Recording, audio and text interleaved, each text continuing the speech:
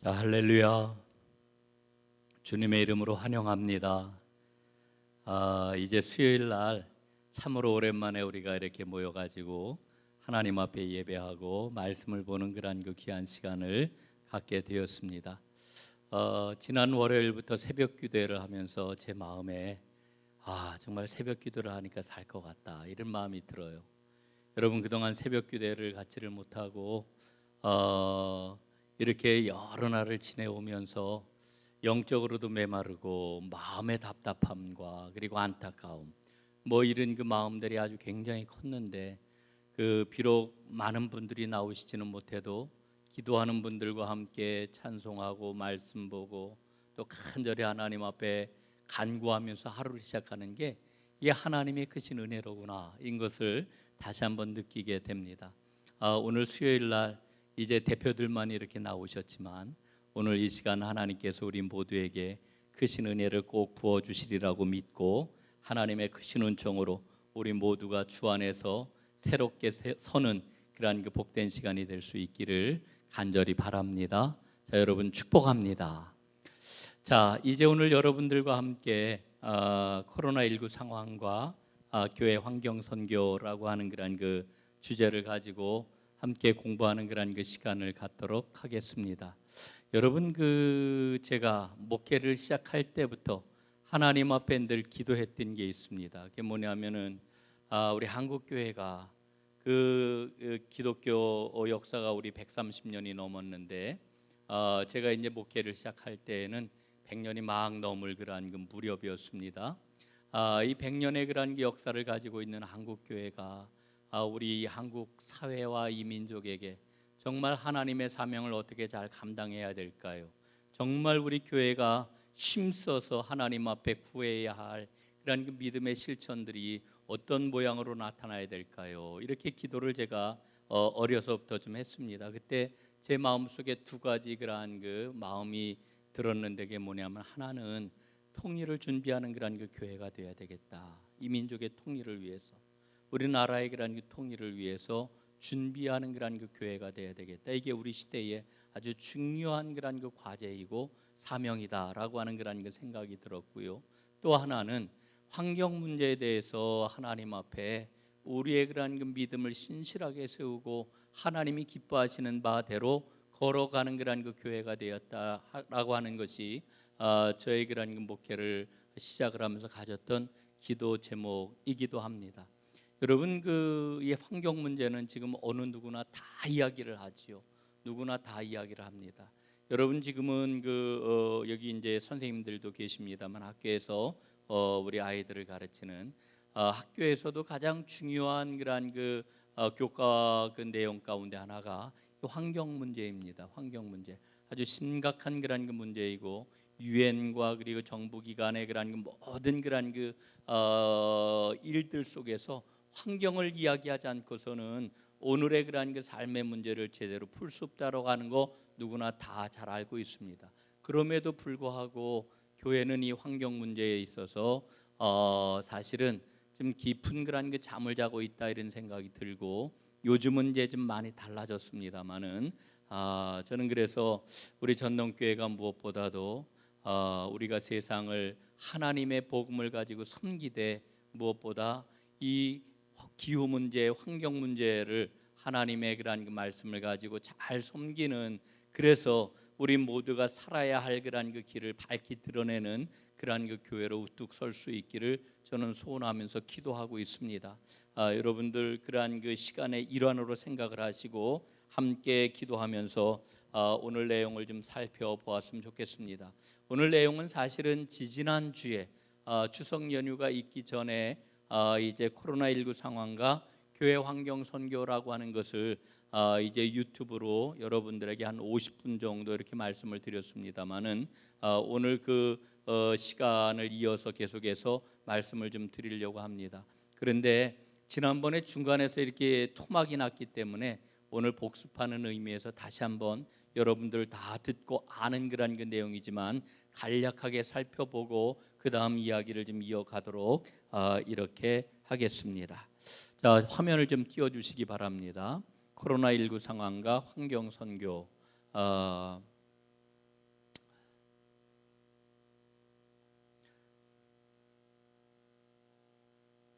자, 우리가 이 환경 선교를 이야기할 때 성경적으로 우리에게 무엇을 말씀해 주고 있는지를 좀 먼저 살펴보는 게 좀 필요합니다. 뭐 이 내용은 다 잘 알고 있는 내용이지만 다시 한번 좀 정리를 좀 해 보도록 하겠습니다. 여러분, 우리가 그동안 하나님이 만드신 이 생태 자연 환경을 대하는 그런 그 태도는 크게 두 가지였다고 생각을 합니다. 첫 번째로는 정복 모델이죠. 창세기 1장 28절 말씀에 보면은 여러분 다 잘 보이시죠? 우리 한번 함께 읽어보도록 하겠습니다. 시작. 하나님이 그들에게 복을 주시며 하나님이 그들에게 이르시되 생육하고 번성하여 땅에 충만하라. 땅을 정복하라. 바다의 물고기와 하늘의 새와 땅에 움직이는 모든 생물을 다스리라 하시니라. 아멘. 자, 여러분, 이 말씀을 그동안 우리 인간은 우리 사람들은 하나님이 주신 축복이다 이렇게 생각을 하고 이 말씀을 금과 옥조로 생각을 해왔습니다. 사실은 지금까지 서구 문명이 걸어왔던 그런 그 길은 이 말씀에 근거한 것이 아닌가라고 하는 그런 그 생각을 가질 정도로 이 자연은 하나님께서 우리에게 정복하라고, 우리에게 다스리라고, 우리 인간의 이익을 위하여서 무엇이든지 할 수 있는 그러니까 하나님께서 우리에게 허락해 주신 그와 같은 대상으로 생각을 하고 지금까지 지내왔다라고 하는 거죠. 그래서 정복하고 다스리고 번성해라 라고 하는 그러한 그 말씀은 전혀 우리가 자연 세계를 대하는 데 있어서 전혀 이상할 것이 없는 이와 같은 그러한 말씀으로 생각을 해왔던 것입니다. 그러나 우리가 성경 말씀을 조금 더 깊이 살펴보게 될 것 같으면은 이게 하나님께서 우리에게 주신 말씀은 인간 마음대로, 인간의 뜻대로, 인간의 욕심을 위해서 무엇이든지 다 이용해라 하는 그런 그 말씀이 아니었다라고 하는 것을 우리는 금방 알 수가 있습니다. 자, 두 번째로 그래서 이제 각성된 그런 그리스도인들이 고백하고 있는 신앙이 있는데 그게 뭐냐면 바로 청지기 모델입니다. 하나님께서 우리에게 다스리라 하는 그런 그 말씀, 정복하라 하는 그런 그 말씀을 주셨지만 그 말씀은 창세기 2장 15절, 창세기 2장에 있는 에덴 동산 말씀을 보게 될 것 같으면은 이 말씀은 보완적이라고 하는 사실을 발견을 하게 된 거지요. 자, 창세기 2장 15절 말씀 한번 읽어보겠습니다. 시작. 여호와 하나님이 그 사람을 이끌어 에덴 동산에 두어 그것을 경작하며 지키게 하고 이렇게 말씀을 합니다. 자, 여러분, 하나님께서 인간을 에덴 동산에다가 두시고 이 에덴 동산이라고 하는 것은 하나님의 모든 피조 세계를 가리키는 이와 같은 말씀으로 받아들일 수가 있는 거죠. 에덴 동산에 두시고 어떻게 하셨어요? 그것을 경작해라, 지켜라 이렇게 말씀을 하셨습니다. 여러분, 여기에서 경작하고 지키라 하는 그러한 그 말씀은 무엇을 의미하는 거겠습니까? 이건 하나님의 그러한 정원이에요. 여러분, 에덴 동산은 하나님의 정원입니다. 인간의 정원이 아니라 하나님의 정원이에요. 그 하나님의 정원을 잘 관리하고 잘 돌보고 잘 살펴보아라라고 하는 그런 그 말씀이 경작하고 지키라 하는 말씀의 본래적인 의미라고 하는 거죠. 이걸 깨닫고 이제 이 청지기 모델이 나온 지는 꽤 오래됐지만 그러나 이것을 자연 환경에 적용시킨 것은 그리 오래되지 않았습니다. 하나님께서 만드신 이 피조 세계는 우리가 잘 돌보고 그리고 잘 관리하고 잘 살펴보아야 하는 이와 같은 대상으로 하나님께서 우리에게 주신 것이로구나, 이걸 깨닫게 된 겁니다. 여러분, 이 청지기 모델로만 나아가도 사실은 상당히 좋은 그런 믿음이라고 이렇게 이야기할 수가 있습니다. 그런데 세 번째로 여러분들 우리가 꼭 기억해야 될 모델이 있습니다. 중추신경계 모델입니다. 로마서 8장 19절로부터 21절까지 말씀 우리 한번 함께 계속해서 읽어보도록 하겠습니다. 시작. 피조물이 고대하는 바는 하나님의 아들들이 나타나는 것이니 피조물이 허무한데 굴복하는 것은 자기 뜻이 아니요 오직 굴복하게 하시는 이로 말미암음이라. 그 바라는 것은 피조물도 썩어짐의 종노릇한 데서 해방되어 하나님의 자녀들의 영광의 자유에 이르는 것이니라. 아멘. 자, 여러분, 지금 피조물이 모두 신음을 하고 있어요. 자연 생태계가 신음을 하고 있어요. 여러분 그 로마서 8장 전체 말씀을 한번 집에 돌아가셔서 꼭 꼼꼼하게 한번 읽어보시기를 바랍니다. 자연 모든 생태계가 하나님이 만드신 피조 세계가 신음을 하고 있어요. 피조물들이 신음하고 있어요. 그 피조물이 신음하는 거란 그 이유는 왜 그렇습니까? 인간의 타락으로 인간의 죄로 말미암아 하나님이 그 피조 세계도 어떻게 하셨다는 거예요? 인간의 그런 그 죄의 그런 그 자리에 피조물들도 그냥 내어줬다는 거예요. 그래서 이 오늘 21절에 보면은 피조물도 썩어짐의 종로로 타게 되었다라고 하는 것이 오늘날 자연 환경을 바라보는 그런 그 영적인 그런 그 눈인 거죠. 여러분 모든 자연 생태계는 하나님께서 보실 때 어떤 그런 그 생태계입니까? 보시기에 좋았더라. 여러분 하나님이 천지를 창조하실 때에 하루하루 그 창조를 마치실 때마다 하나님 뭐라 그러셨어요? 보시기에 좋았더라. 그리고 모든 것을 다 만드신 다음에는 보시기에 어떻다고요? 심히 좋았더라. 매우 좋았더라. 하나님이 이렇게 말씀을 하셨단 말이죠. 아주 복된 존재로 하나님이 만드셨는데 인간의 타락으로 말미암아 어떻게 해요? 땅에서 엉겅퀴가 나오고 그리고 온갖 가지 쓴물이 나오고 온갖 가지 어려운 그런 그 상황들이 막 생겨나게 되잖아요. 그걸 21절 오늘 말씀 뭐라고 그래요?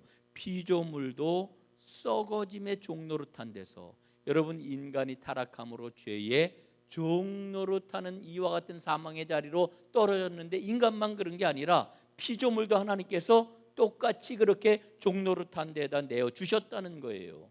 내어주셨다는 거예요. 그런데 이 구원은 여러분 우리가 꼭 기억을 해야 될 구원이 뭐냐 하면은요, 하나님은 인간만을 구원하시는 분이 아닙니다. 예?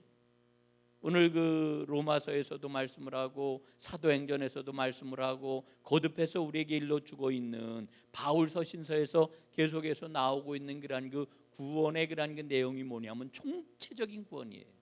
인간과 함께 모든 피조물들도 구원을 받는 거예요. 오늘 21절은 뭐라고 그래요? 그 썩어짐의 종노릇한 데서 해방이 되어 하나님의 자녀들의 영광의 자유에 우리도 이르기를 원하노라. 예? 이걸 지금 여기에서 일러주고 있는 거예요. 피조물들도 그런 그 자유의 해방에 도달하기를 원하고 있다는 거지요. 이게 피조물의 탄식이에요. 탄식. 그런데 그 피조물의 탄식을 누가 들어줄 수가 있느냐? 하나님의 자녀들이 나타나서. 예? 지금 시간이 없어가지고 성경 말씀을 하나하나 읽고 여러분들과 살펴보지는 못해요. 그런 로마서 말씀 계속 보십시오, 여러분들. 거기에 보면은 하나님의 자녀들이 나타날 것을 고대하는 바라. 왜 고대해요? 하나님의 자녀들이 나타나서 이 피조물들이 지금 신음하고 썩어짐의 종노릇한 데로부터 해방이 되어가지고 하나님의 자녀들에게 주신 그 영광의 자유에 우리도 이르기를 원하기 때문에 피조물들이 탄식한다는 거예요. 여러분 놀랍지요? 예? 하나님의 구원이에요. 그러니까 우리가 지금까지 십자가 보혈은 오직 누구에만 해당된다고 생각을 했어요?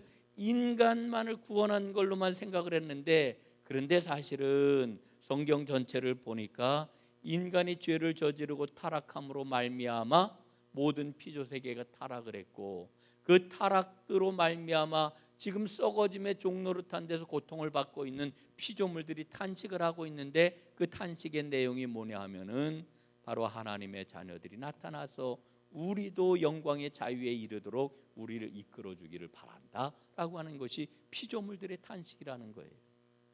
여러분 여기에서 이제 우리가 어떠한 그런 그 신앙의 모델을 우리가 발견하느냐 하면 바로 중추신경계 모델을 발견하게 되는 거죠. 여러분 중추신경이라고 하는 게 뭐예요? 우리의 몸에 그런 그 신경을 보면 말초신경이 있고 중추신경이 있어요. 여러분 말초신경이라고 하는 거는 우리가 느끼고 그리고 알고 뭐 이러는 것들, 이 우리에게 우리 몸에 들어오는 그런 그 수많은 그런 그 정보들이 있잖아요. 그거를 말초신경들이 다 감각을 해가지고 아는 거 아니에요? 만져서 알고요. 뜨거우면 뜨거워서 알고요. 지금 위에서 지금 뭐가 나와요? 지금 뭐 온풍기를 틀었는지 에어컨을 틀었는지 모르지만 바람이 나오는 걸 지금 느끼잖아요. 이 빛이 오는 걸 지금 눈과 그리고 모든 그런 그 신경들이 다 느끼잖아요. 아픈 건 아픈 대로 느낀단 말이죠. 그런데 그렇게 느끼는 게 말초신경으로 끝나는 게 아니고 이게 다 들어와 가지고 이 중추신경계에서 아, 지금 덥구나, 지금 춥구나, 지금 내 몸이 아프구나, 이걸 총체적으로 그 모든 정보를 통과를 해가지고서 어떻게 해요? 판단하고 거기에 대한 반응을 갖게 되는 거예요. 예? 내가 손을 이렇게 했는데 지금 여기 못이 있어, 꽉 눌렸어. 그럼 아우 아파. 얘 반응을 한단 말이에요. 이게 누가 하는 거예요? 중추신경계에서 이 들어온 그러한 그 모든 그러한 그 정보들을 정리를 해가지고 이렇게 반응해라, 저렇게 반응해라, 이렇게 대해라, 저렇게 대해라, 이런 모든 것들을 중추신경계에서 통과를 한다라고 하는 거지요. 여러분, 사실은 지금 지구가 기후 위기로 인해 가지고 온난화 이 상황으로 인해 가지고 큰 위기에 처해 있다라고 하는 거, 이걸 전체적으로 판단하고 여기에 대해서 어떻게 대응을 해야 될까라고 하는 것을 여러분, 하나님이 만드신 이 피조물들 가운데서 누가 알 수가 있습니까? 여러분, 물론 그 여러 가지 동물들이나 물고기들이나 새들이나 힘들고 어려운 건 느낄 수 있지만은 이걸 총괄적으로 판단하고 대응하고 하는 것은 오로지 누구만 할 수 있어요? 인간만 할 수 있는 거지. 그래서 인간에게 하나님께서는 중추신경계의 역할을 맡겨 주셨다라고 하는 것을 새롭게 발견하는 것, 이게 바로 중추신경계 모델이라고 하는 거죠. 여러분, 오늘 하나님께서 우리에게 주신 이 분명한 그런 그 사명을 잘 깨달아 알고 그리고 우리가 어떠한 길로 나가야 되느냐라고 하는 것을 우리는 분명하게 하나님 앞에 깨닫고 고백하고 결심하고 새로운 삶을 향해서 나아가야 된다라고 하는 겁니다. 이게 바로 중추신경계 모델의 그런 게 핵심적인 내용이 되겠습니다. 물론 중추신경계 모델이 어떠한 배경과 어떠한 그런 그 내용을 갖고 있느냐라고 하는 것은 제가 오늘 여러분들과 함께 더 나눌 그런 그 시간은 없기 때문에 그냥 넘어가도록 이렇게 하겠습니다. 자, 그래서 지금 이제 지구 온난화가 지금 보통 심각한 게 아니라고 하는 거 여러분 다 알고 계실 겁니다. 지금 지구 온난화로 인해 가지고 생겨난 그런 그 문제가 바로 뭐냐면은 기후 난민입니다. 기후 난민. 자, 오늘 이제 제가 드리려고 하는 그런 게 핵심적인 그런 그 내용은 뭐냐면은 우리 교회는 선교하는 교회가 되어야 합니다. 선교하는 교회. 저는 우리 장로님들 늘 마음속에 선교하는 교회가 되기를 원합니다. 간절히 기도하고 또한 그 일을 도모하기 위해서 애를 쓰고, 그래서 우리 교회가 다른 교회보다도 선교하는 그런 그 교회로 도듬하기 위해서, 발돋움하기 위해서 지금 우리가 몇 년 전서부터 속회도 선교 속회로 이렇게 전환을 하고, 어쨌든 더딘 걸음처럼 보이지만 선교를 향하여서 차근차근 토대를 다지고 있는 것은 참 귀한 일이라고 이렇게 생각을 합니다. 그런데 지금 우리가 특별히 이 해외 선교를 놓고 이제 기도를 할 때 깨닫는 것은 이번 코로나 상황을 통해 가지고 지금 해외 선교가 굉장히 좀 어려움을 겪고 있어요. 물질적인 그런 후원도 지금 굉장히 약화됐고요. 또 이 코로나 때문에 마음대로 다니면서 선교 활동도 하지 못하고요. 그래서 상당히 많은 선교사들이 지금 국내로 다 이렇게 좀 귀환을 해가지고 돌아와 있는 이런 상황이기도 하고요. 이렇습니다.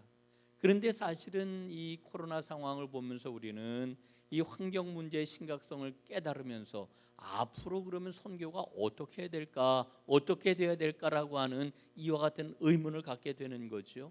그러면서 제가 기도하는 중에 제 마음속에 깊이 깨닫고 자꾸만 기도하게 되는 그런 그 제목이 뭐냐면은 이 기후 위기 문제를 가지고 선교의 그런 그 기회로 삼아라라고 하는 이와 같은 하나님의 음성을 매일같이 들어요. 예? 이 기후 위기를 우리 교회의 그런 그 선교의 그런 그 주제로 삼아라라고 하는 이와 같은 그런 그 마음에 그런 그 큰 그런 결심이 자꾸만 생기게 되는 거지요.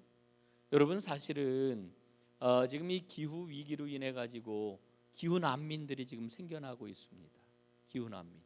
기후 난민은 세 가지 유형이 있는데 하나는 해수면이 상승해 가지고 생겨나는 기후 난민들이 있어요. 예.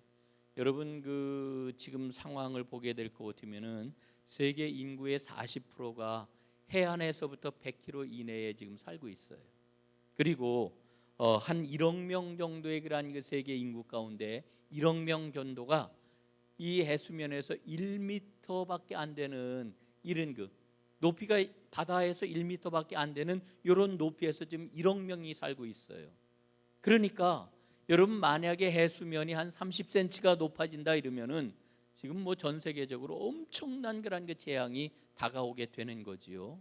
해수면 상승으로 인해 가지고 이미 이 기후 난민들이 지금 생겨나고 있어요. 해수면 상승으로 인해서 생겨나는 그런 그 난민들이 있다. 자, 그 다음에 두 번째로는 가뭄 난민이 생겨납니다. 가뭄 난민.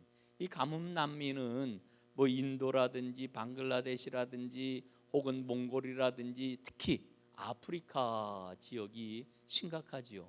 여러분 그 아프리카 상황을 지금 놓고 보면은요, 그 아프리카에 거대 사막이 있어요. 세계에서 제일 큰 사막 아시죠? 사하라 사막. 예? 이 아프리카 사하라 사막이 얼마나 큰지 몰라요. 그런데 이 사하라 사막이 요 30년 이내에 어떻게 됐느냐 하면은요, 남쪽으로 100km가 더 늘어났어요. 남쪽으로 남하를 한 거예요. 100km가. 예? 그 엄청나게 큰 그 여러분 그 아프리카 지도를 이렇게 펴 보면은요, 그러면은 이 북부 지역하고 이 중부 지역 사이에 엄청난 이 벨트가 이게 다 사막, 사하라 사막 지역인데 그게 지금 100km가 남하했다니까요. 100km가 대륙 전체가 100km 그 사막이 더 늘어난 거예요. 이거 엄청난 게 아닙니까? 그런데 아프리카의 이 기후 난민들이 왜 심각하냐면요, 아프리카 원주민은 딱 두 종류입니다. 두 종류.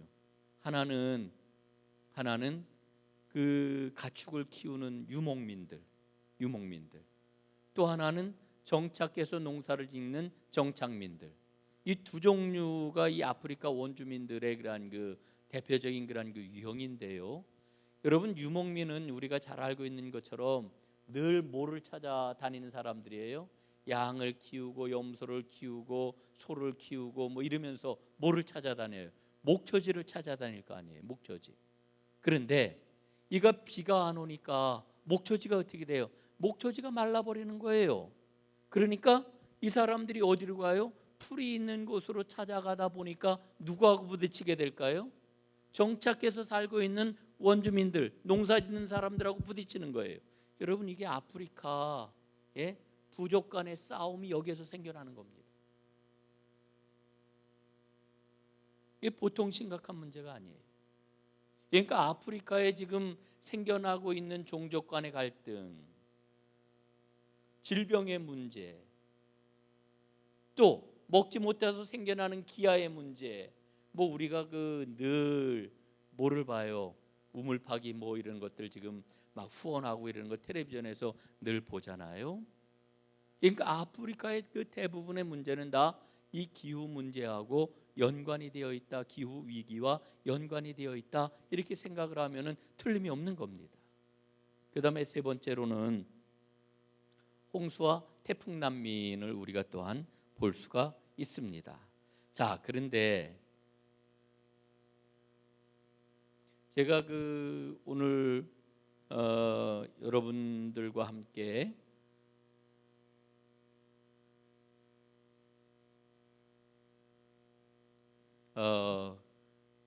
지금 깊이 생각을 해봐야 될 것은 말씀을 드렸던 것처럼 지금 아프리카의 그런 그 거의 대부분의 현안들은 기후 위기하고 연관이 되어 있다라고 하는 거죠.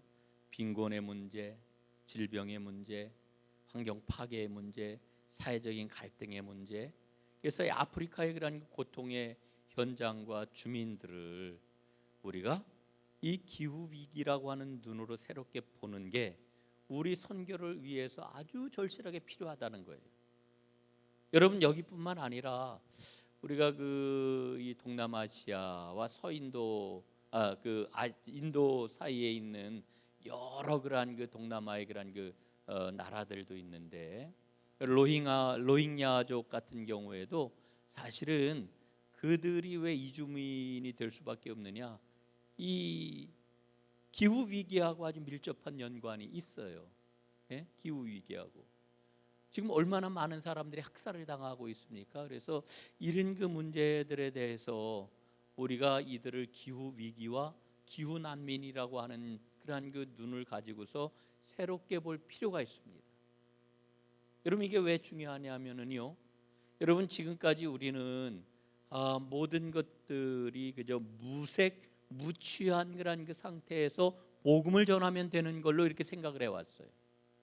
그런데 실제로 우리가 보다 더 복음을 정확하고 분명하게 전하기 위해서는 그 모든 그런 그 현상들에 대해서 왜 그런 문제들이 일어나고 있느냐라고 하는 것을 잘 살펴볼 때에 복음적인 해법도 거기에 맞춰서 우리가 갖출 수가 있다라고 하는 거지요. 이게 바로 그 저는 굉장히 중요한 선교의 그런 그 자세라고 이렇게 생각을 합니다.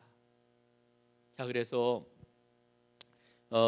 기존의 그러한 그 아프리카라든지 아니면은 다른 그러한 그 어렵고 힘든 나라의 그러한 그 복음을 전할 때에 우리 선교사들을 보면은요, 선교사들은 크게 미주권에 나가 있는 선교사가 있고요, 유럽권에 나가 있는 선교사가 있어요.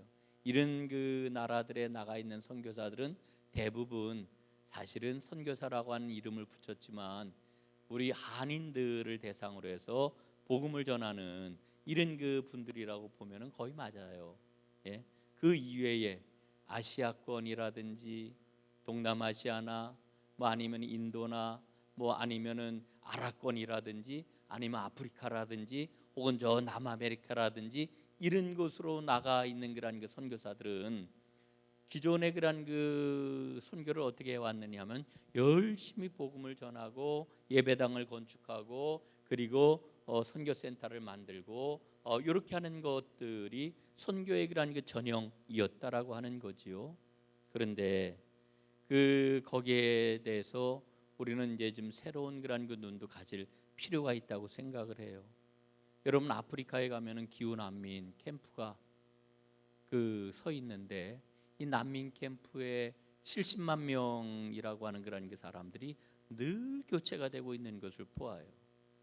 이런 사람들을 우리가 복음을 가지고 어떻게 접근을 해야 될 것인가? 예?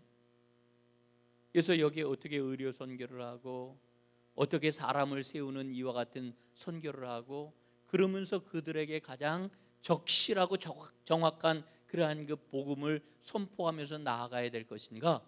여기에 대한 그런 그 준비를 하는 게 굉장히 중요하다라고 하는 거지요.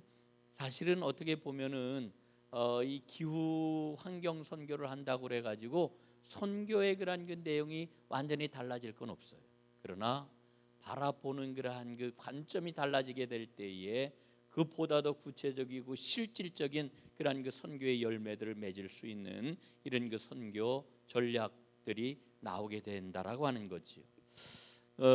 기후 선교의 그 아주 대표적인 그런 그 케이스를 하나 좀 말씀을 드리면은 몽골 그 은총의 숲 조성 사업이 12년 동안 몽골 아르갈란트에 계속 그 조성 사업이 있어 왔습니다. 우리 교회도 아마 2010년인가 제 기억으로는 우리 청년들하고 이 아르갈란트 숲에 그 숲 조성 사업에 참여를 해가지고 여기 이렇게 보면은 그 팻말이 있죠. 지금 그 그림이 저 팻말이 작아 잘 안 보이는데 사실 요 교회 우리 아래층만한 요만한 그런 그 쿼터를 그 사실 우리가 2010년도에 그 몽골 그 숲에도 받았어요. 그래서 전농교회 은총의 숲 조성지 이렇게 해가지고 이 팻말이 붙어 있었는데 지금은 어떻게 됐는지 모르겠습니다. 그때 가서 우리가 이제 나무를 좀 많이 심었고 그리고 우리 교회에서도 그 이후에 1년을 후원을 한번 했는데 그 이후에 교회를 지으면서 예배당을 지으면서 이 아르갈란트 숲 조성 사역에 계속 참여를 하지를 못했습니다. 그런데 제가 그 갔을 때에 그 아르갈란트 숲 조성 그때 개장을 하는 그러한 그 행사를 했거든요. 그래서 제가 그날 가가지고 이제 설교도 하고 우리 청년들이 함께 참여를 하고 나무를 심고 그 사역을 하고 이제 돌아왔는데, 여러분 그때는 먼지만 폴폴 날리고 이 사막화가 막 뛰어가는 그런 게 땅이었기 때문에 메마르기 짝이 없는 그런 게 땅이었는데 12년 동안에 아주 굉장히 많이 바뀐 겁니다. 굉장히 의미 있는 그런 그 사역이었다고 생각을 하고 지금도 이 사역은 계속 지금 진행이 되고 있습니다. 자, 그래서 이제 그 이 환경 선교를 그러면은 우리가 어떻게 참여할 수가 있겠는가? 온 교인들이 이 일에 어떻게 참여할 수 있겠는가? 저는 그 걷기 운동을 좀 적극적으로 하면 좋겠다 이런 생각을 갖습니다. 오늘 시간이 없기 때문에 탄소 사냥꾼 운동에 대한 것은 제가 자세하게 이야기를 좀 못 드리고요.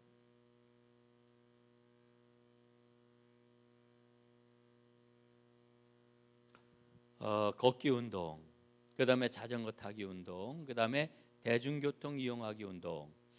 이 운동을 통해 가지고 사실은 요즘은 건강을 위해서도 막 걷잖아요. 그래서 제가 보니까 삼성생명에서는 그 하루에 10,000보씩 걸으면은 보험료도 이렇게 막 마일리지로다 이렇게 뭐 합니까? 좀 이렇게 깎아주는 거 인하도 하고 이러는 것들을 제가 보아요. 그런데 이와 같은 일을 선교 사역에 참여하는 일에 우리 교인들이 동참을 할 수 있도록 이 일을 좀 한번 만들어 봤으면 좋겠다 이런 그 생각을 갖는 거죠.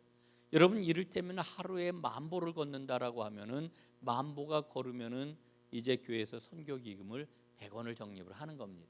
예를 들면은 여러분과 하루에 100원, 10,000걸음 걸으면 하루에 100원, 이거 뭐 아무것도 아닌 것 같은데 여러분 교인들 가운데 100명이 하루에 10,000보 걷기를 하면은 얼마가 그 기금이 조성이 되겠습니까? 10,000원이 되지요. 100명이 10,000걸음을 걸으면은 하루에 10,000원이 조성이 돼요. 그러면 한 달이면 얼마입니까? 30만 원이 조성이 돼요. 그러면은 1년이면 얼마가 조성이 됩니까? 360만 원이 조성이 돼요. 그런 결코 작은 돈이 아니지요. 예? 작은 선교 기금이 아닙니다. 그런데 처음에는 교회에서 이를테면은 이렇게 하루에 10,000걸음 걸으면은 한 100원씩 선교 기금, 환경 선교 기금을 조성을 하는 걸로 시작을 하지만 이 일이 다 공감이 되고 충분하게 인식이 되면은 나중에는요 교회에서도 100원을 적립을 하지만 10,000걸음 걸은 사람도 나도 100원 적립을 할래요. 매칭을 하는 겁니다. 예? 매칭 선교 기금으로 나가는 거죠. 그러면 하루에 10,000걸음을 걷는 사람 100명만 동참을 하게 되면은 하루에 얼마가 조성이 돼요? 2만 원씩 조성이 돼요. 한 달이면은 60만 원이고요. 1년이면은 720만 원이에요. 720만 원. 여러분 결코 적은 게 아닙니다. 여러분 그런데 이렇게 조성하는 걸로 끝내지를 아니하고 이 일을 개인적으로 걸을 뿐만 아니라 각 속별로다, 소그룹별로 이 운동을 하는 겁니다. 우리 속회는 한 달에 한 번 꼭 탄소 사냥 대회를 하자. 예? 그러면 뭐 저 대봉산도 가고 청계천도 가고 아니면 뭐 딴 데 나들이를 가기도 하고 걷는 거예요. 그러면 속회에서도 조성이 되겠지요. 또 더 나아가서 교회에서 1년에 봄, 가을 정도로다 2번 아주 크게 탄소 사냥대회 내지는 뭐 옛날식으로 하면 걷기 대회가 되겠죠.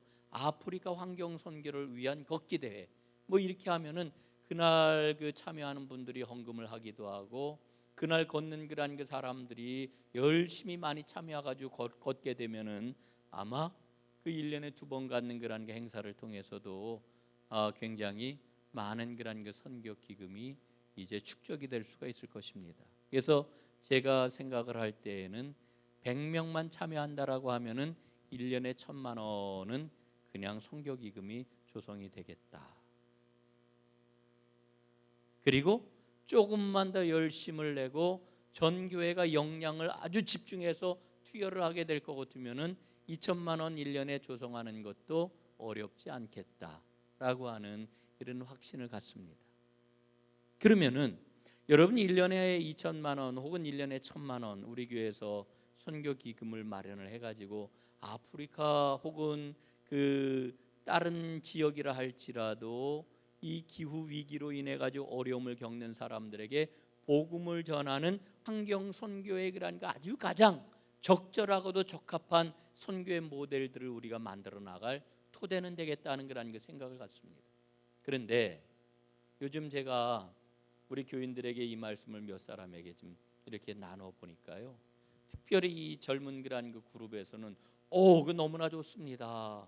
교회에서 그 일을 통해 가지고 그렇게 의미 있는 일을 한다라고 하면은 자부심도 막 생길 것 같아요. 예? 굉장히 기쁨으로 참여할 것 같아요. 이런 그 이야기들을 몇 분이 해 주는 것을 제가 들었어요. 굉장히 용기를 얻었지요. 그런데 그뿐만 아니라 제가 몇몇 목회자들에게 만나기만 하면은 제가 이야기를 하니까 몇몇 그런 그 목사님들 이야기를 듣더니 이 목사님 같이 해요. 야, 같이 하자.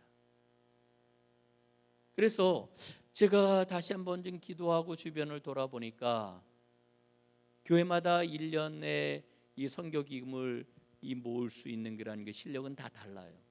1,000만 원을 할 수 있는 교회도 있고 500만 원을 할 수 있는 교회도 있고 100만 원을 할 수 있는 그런 그 교회도 있어요.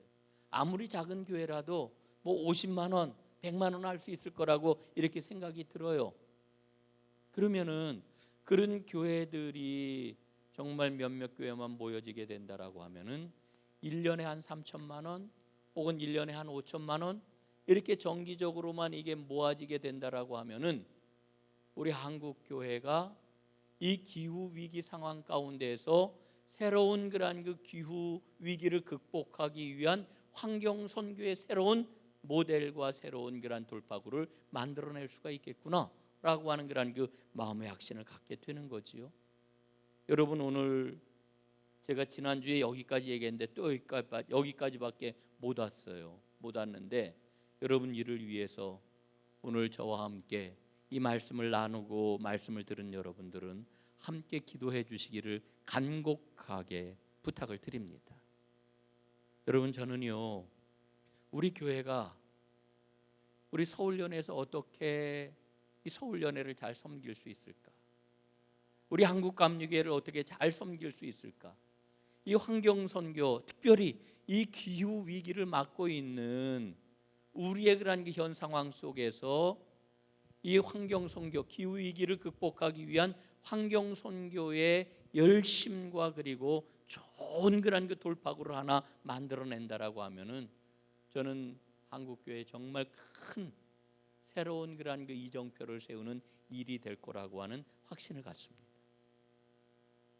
여러분 위해서 함께 기도해 주시고 이 일을 이게 사실은 어려운 일이 아니고 내가 실천하는 그 일이 곧 나의 작은 실천이 곧 지금 위기를 맞고 있는 그러한 그 지구의 그러한 그 생태계를 구원하고 하나님이 기뻐하시는 쪽으로 방향을 바꾸는 귀한 일이 될 수 있다라고 하는 이 믿음의 확신을 우리 전 교인들이 갖는다라고 하면은 정말 놀라운 일이 일어날 것이라고 하는 확신을 갖습니다.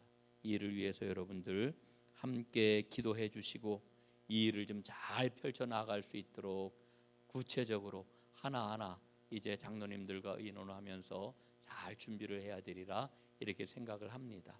여러분들 그렇게 기도해 주시기를 바라고 오늘 여러분들하고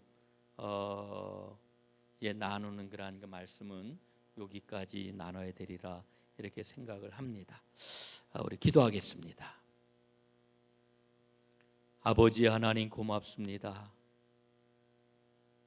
지구가 너무나 아프고 큰 위기를 겪고 있는데 하나님 믿음을 가지고 하나님의 뜻을 이루어 나가야 되는 저희들이 어디에서부터 무엇을 해야 될지 주님께서 정확하게 잘 알게 해주시고 주님 사랑하는 뜨거운 믿음으로 하나님 오늘 처해 있는 이 상황 속에서 우리가 해야 할 일들을 제대로 잘 펼쳐나가는 하나님의 모든 백성들 되게 하옵소서.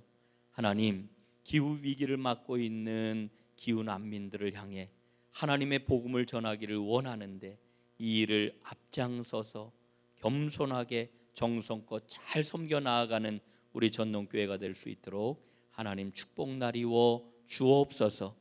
감사하며 예수님 이름으로 기도 올리옵나이다. 아멘.